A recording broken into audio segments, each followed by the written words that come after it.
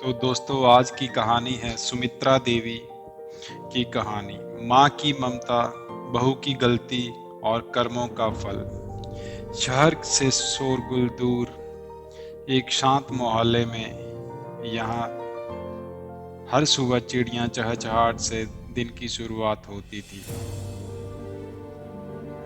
एक साधारण सा घर था। बाहर से देखने पर यह किसी आम भारतीय परिवार जैसा लगता था, लेकिन उसी घर की दीवारों के भीतर एक दर्द भरी कहानी पल रही थी, जो कि थी सुमित्रा देवी की। सुमित्रा देवी लगभग 70 वर्ष की थी।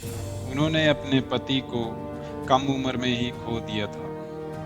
तब से इकलौते बेटे का विकास को अकेले पाला, खेतों में मजदूरी करके, दूसरों के घरों में बर्तन मांज के, सिलाई करके, लेकिन कभी विकास की जरूरतों में कमी नहीं आने दी।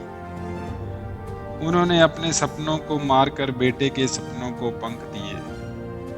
विकास की पढ़ाई बहुत अच्छी चल रही थी। वो पढ़ने में बहुत होशियार था। उसने इंजीनियरिंग की डिग्री ली और शहर में एक प्रतिष्ठित कंपनी में नौकरी पा ली। सुमित्रा देवी का सीना गर्व से चौड़ा हो गया जब विकास की शादी कविता से हुई। तो उन्हें लगा कि अब उनका घर परिवार पूरा हो गया। कविता एक पढ़ी लिखी, आधुनिक और शहर की लड़की थी। शुरुआत में कविता बहुत अच्छी थी। सावित्री देवी की सेवा करती थी, उन्हें खाना बनाती थी, उनकी कपड़े, सारा घर का काम करती थी। लेकिन कुछ ही समय बाद कविता का स्वभाव में बदलाव आ गया। उससे लगने लगा कि सावित्री देवी उसके और विकास की आजादी छीन रही है। कविता को लगता था सावित्री देवी का गांव का पहनावा, पुराने विचार उसे शर्मिंदा करते हैं। धीरे धीरे कविता ने विकास के मन में भी उसके प्रति जहर भरना शुरू कर दिया। विकास भी अपनी मां से दूर होने लगा। कविता ने सावित्री देवी को ताने मारना शुरू कर दिया, घर के सारे काम करवाने लगी और रोज बासी खाना देने लगी।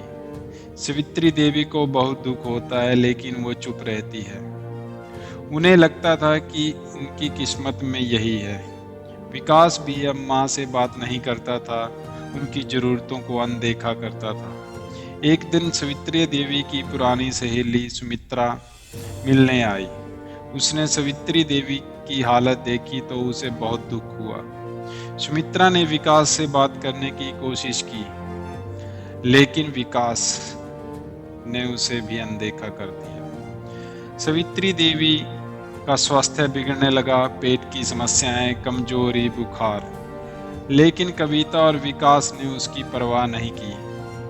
तभी खबर आई कि कविता गर्भवती हो गई है। सब खुश थे, लेकिन कुछ हफ्तों बाद ही कविता को अजीब सी समस्या होने लगी। उसे ताजे खाने से घृणा होने लगी। सिर्फ बासी खाना ही अच्छा लगता था। डॉक्टरों ने जांच की, लेकिन कोई कारण नहीं मिला। कविता कमजोर होती गई, रोती रहती थी। उसे अपनी गलती का धीरे धीरे एहसास होने लगा। एक दिन कविता ने सावित्री देवी से पूछा, माँ जी, मुझे क्या हो रहा है? सावित्री देवी ने बड़े ही शांत स्वर में कहा, बहू, जो बोओगी वही काटोगी, और वही तुम काट रही हो। तुमने मुझे बासी खाना दिया था, अब तुम्हें वही मिल रहा है। यह कर्मों का फल है। कविता की आंखों में आंसू बहने लगे। उसने सावित्री देवी से माफी मांगी। विकास ने भी अपनी गलती स्वीकार की और माँ से माफी मांगी। सावित्री देवी ने दोनों को गले से लगाया और माफ कर दिया। लेकिन तुम्हें अपनी गलती का एहसास होना चाहिए, ये सावित्री देवी ने उन्हें समझाया। कविता ने वादा किया कि वह अपनी माँ की सेवा करेगी। उसने सावित्री देवी के लिए ताज़ा खाना बनाना शुरू कर दिया, उनके कपड़े धोने, उनसे प्यार से बात करना, ये सब शुरू कर दिया। विकास भी अपनी माँ की सेवा करने लगा। धीरे धीरे कविता की हालत में सुधार आने लगा। उसे भी अब ताजे खाने से घृणा नहीं होती थी। पेट की समस्याएं भी खत्म हो गई थी। कुछ महीनों बाद कविता ने एक स्वस्थ बच्चे को जन्म दिया। घर में फिर खुशियां लौट आई। सावित्री देवी ने अपने बेटे और बहू का प्यार और सम्मान पाया। उन्होंने अपने जीवन के बाकी के दिन खुशी और शांति से बिताए। कविता और विकास ने सीखा कि पैसा सब कुछ नहीं होता। प्यार, सम्मान, इंसानियत सबसे जरूरी है।